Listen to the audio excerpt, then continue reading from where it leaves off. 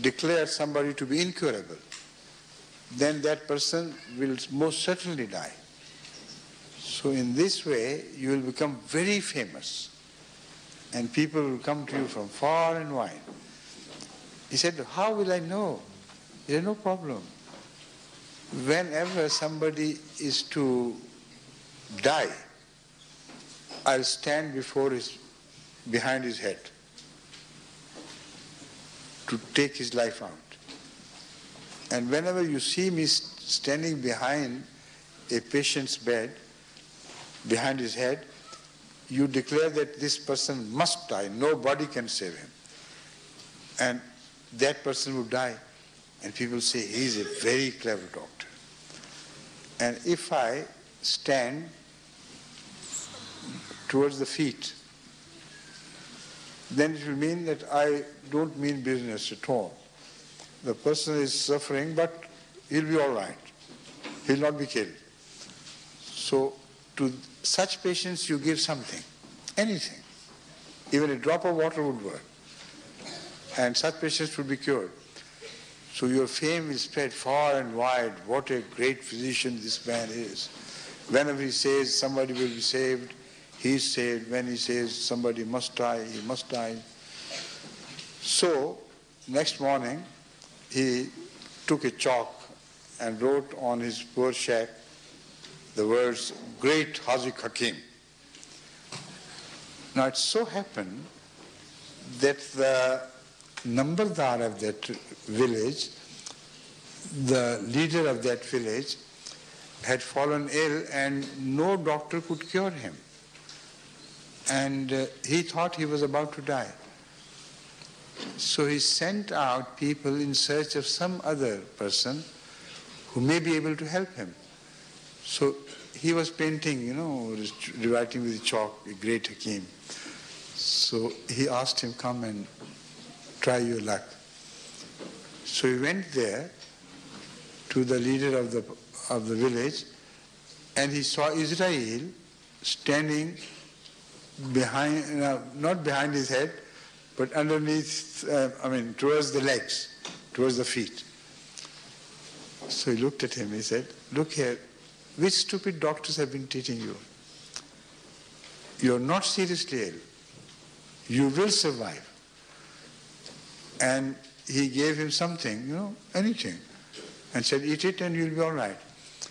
So as he went home, within a few days the person was cured. So the fame spread. It's a very great wise man has come. When he visited other people who were to die, he would see the Israel standing behind their head. And he said, this man must die. I'm not going to take up the case. And it so happened. So he became very rich. He built a huge palace. His children were educated in the best of schools. And he was a completely different man from then on. But at last he was to die as well. Naturally, everybody must die. So one morning, he woke up and saw Israel standing towards his feet, watching him. So he said, oh God, I must defeat this man, this angel now. So he jumped and turned his head towards Israel. And Israel went to the other side, and he jumped again, and he went to the other side, then he jumped again. So his children saw him doing this, making this somersault on his bed, doing this, doing that, this, that. So they thought he had gone mad. So he tied him with ropes. And when he was tied, Israel stood below his feet and said, what do you think now? I'm going to make you die. He said, look here, I know I must die now, but it's not you. It's my children who have done this to me. Had they not tied me, you could never have caught up with me. Got it? This story. Has it gone from over your head? Or you have understood it? Did you understand? Not understood, that's why. You understood it. You're not understood? He understood it. But why are you not smiling? Because he died? No. Why are you not enjoying this joke? I made this effort, I spent so many minutes on you, and still I couldn't make you laugh. Are you very grim and stern boy? Huh? Yes. Naturally. Good. All right. अभी थोड़ी सी मैंने वक्त ज़ाया किया ना इनका बच्चों का मैंने कहा थोड़ी देर ज़रा कहानी रिलैक्स हो जाए इसलिए मैंने किया Come on, please.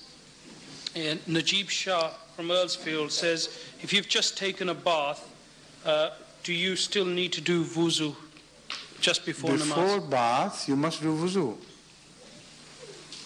And then have bath. So never take bath without wuzu. Right? Next, please.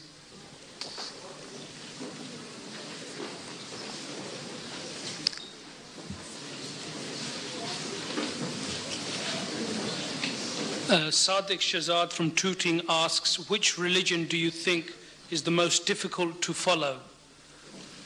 Every religion is difficult to follow if you're not convinced about the goodness of its injunctions. If you're convinced of the good values of the religion, then it becomes easy for you. If you're not familiar with the religion, then it becomes a mere ritual and rite, and it doesn't serve any purpose as far as you're concerned. So you're bored with it. Anything which is meaningful, which is purposeful, is liked by you. Anything which you do not understand is just drudgery, just an exercise. So every religion can be easy and every religion can be difficult. It all depends on how you understand that religion. Right?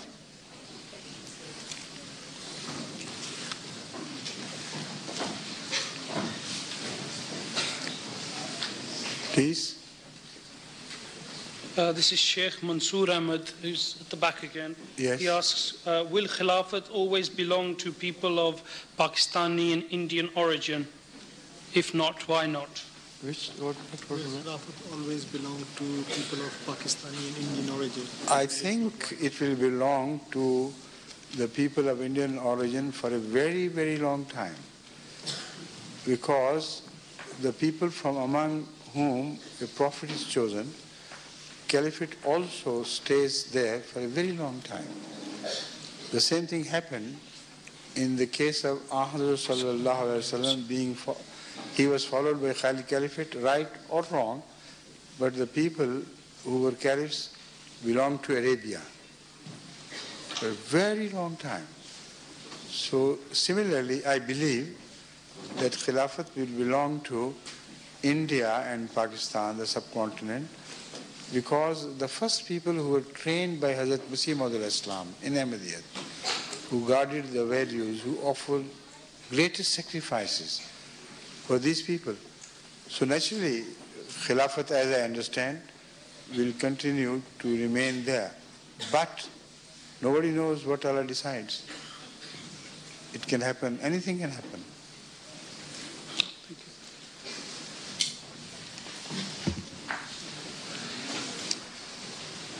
Any other boy?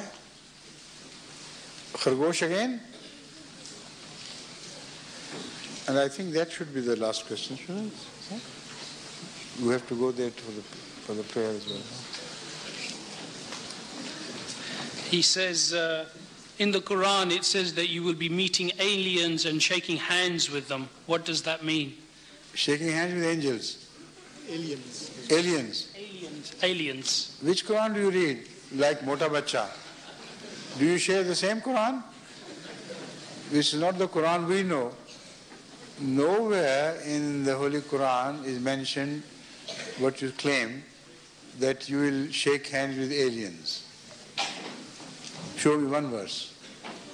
So don't attribute things to the Quran. This is very wrong, very sinful. You understand? If you don't understand anything, ask your mother. She knows the Quran very well. So she will let you know that no such verse exists